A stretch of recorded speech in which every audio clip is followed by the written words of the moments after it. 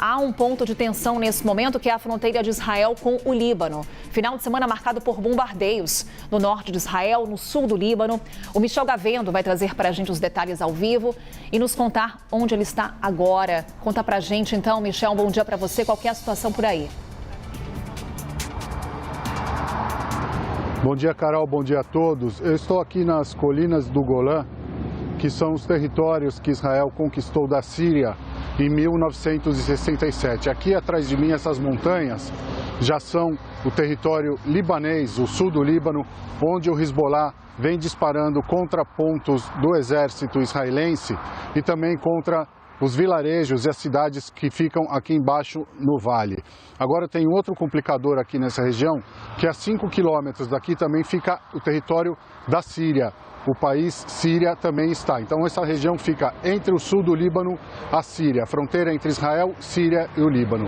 As pessoas que moram nessa região foram ordenadas hoje pelo exército de Israel a saírem de casa, a deixarem a região o mais rápido possível. Já havia sido feita uma evacuação de 5 quilômetros dentro do território israelense a partir da fronteira com o Líbano.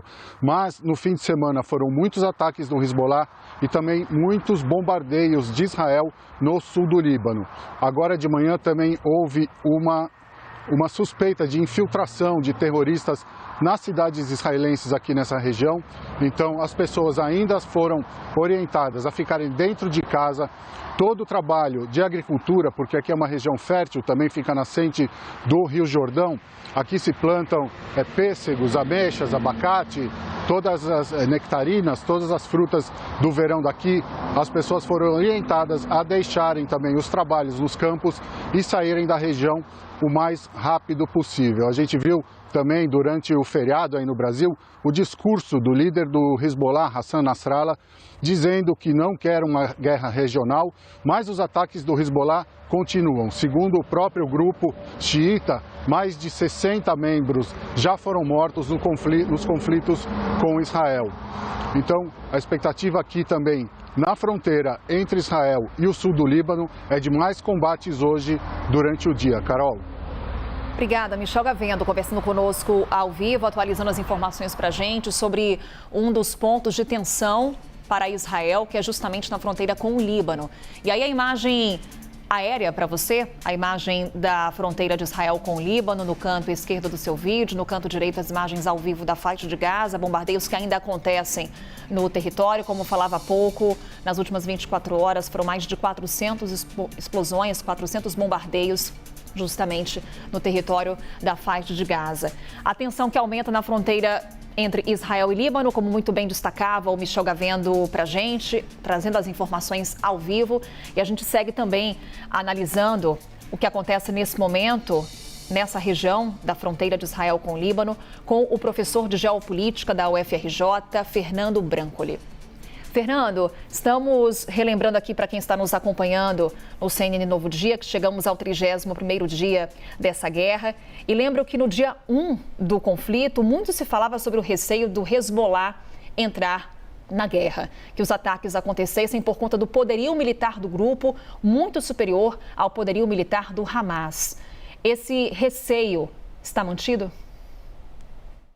Carol, tá sim. E os indícios que a gente teve nos últimos dias é de que um escalonamento da guerra entre o Hezbollah e Israel não é impossível. No momento, ele é um pouco improvável, na medida em que nem Israel nem o Hezbollah desejariam um confronto aberto nesse momento. Para Israel seria terrível ter que abrir uma nova frente de guerra, né? Imaginando que parte importante dos militares israelenses estão agora se concentrando em Gaza, e o Hezbollah, isso poderia significar, inclusive, a destruição de uma parte importante do contingente do grupo. Então não é interessante para ninguém, ou pelo menos para nenhum dos dois grupos nesse momento. Agora, Carol, esse fim de semana a gente teve a primeira declaração pública de Hassan Nasrallah, que é o líder do Hezbollah. Fazia alguns anos que ele não fazia uma declaração pública e ele montou uma verdadeira central de imprensa nos arredores de Beirute, né, na capital do Líbano, para fazer um comentário sobre o conflito. A declaração acabou não sendo tão pesada quanto a gente imaginava, né? Existiam alguns analistas que apontavam que o Hezbollah, nesse fim de semana, poderia decretar guerra total e aberta contra Israel, mas ele fez alguns comentários interessantes. Primeiro, ele declarou apoio novamente ao Hamas, mas disse que a ação do Hamas há 31 dias dias atrás, não envolveu o Hezbollah. E disse também que, apesar de tudo, o grupo continuava se mantendo atento às operações de Israel. É um pouco difícil, Carol, a gente imaginar que o Hezbollah não sabia o que estava acontecendo e que não imaginava que o ataque feito pelo Hamas aconteceria, né? A gente tem registro ao longo dos últimos anos do Hezbollah treinando militantes do Hamas e até mesmo fornecendo armamento. Mas, no momento, me parece que o Hezbollah não tem grandes interesses de uma guerra aberta e total contra Israel. O problema é que a gente está falando, né, Carol, de um conflito armado. Então, uma vírgula mal feita, um ataque que provoca mais mortes, pode sim fazer com que a guerra transborde e envolva de maneira mais direta o Hezbollah e Israel. Lembrando, nas últimas 48 horas, tivemos a primeira morte de civis libaneses em meio a esse confronto. O Hezbollah e Israel vêm trocando peças de artilharia lançadas um contra o outro, alguns mísseis, mas até agora os mortos tinham sido basicamente israelenses, soldados e membros do Hezbollah. A gente teve um carro em território libanês atacado a princípio, ou alvo de uma explosão que teria sido lançada por um míssil israelense, o que provocou a morte de civis. A princípio a resposta do Hezbollah não foi tão dura, mas obviamente a gente vai acompanhando para ver esse tipo de ação. E reforçando, né, Carol, como você bem coloca, o Hezbollah tem um poder militar muito mais poderoso que o Hamas. Um confronto entre Israel e Hezbollah seria em uma ordem de grandeza muito maior nesse sentido. E fora que você abre uma outra frente de batalha, correto, professor? No caso, ao norte de Israel. Em que medida isso também poderia enfraquecer a incursão terrestre no território da faixa de Gaza? Olha, Carol, certamente representaria uma mudança no cálculo militar. A gente já tem parte importante dos militares israelenses parados na fronteira norte com o Hezbollah como forma de precaução. Então já há uma certa divisão, apesar da maior parte dos mais de 300 mil reservistas que foram chamados em Israel desde o início do confronto com Hamas estarem agora mobilizados em Gaza.